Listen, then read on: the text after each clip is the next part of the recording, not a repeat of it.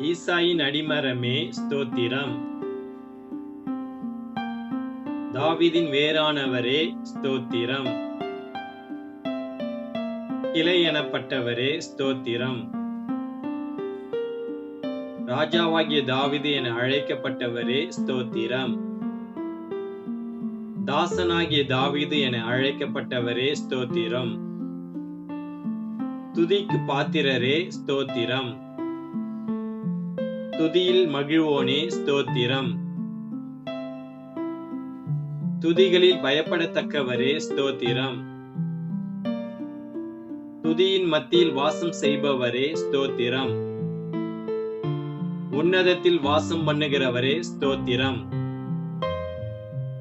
பிதா, குமாரன், பரிசுத்த ஆவியானவருக்கே மகிமை உண்டாகட்டும். ஆமென்.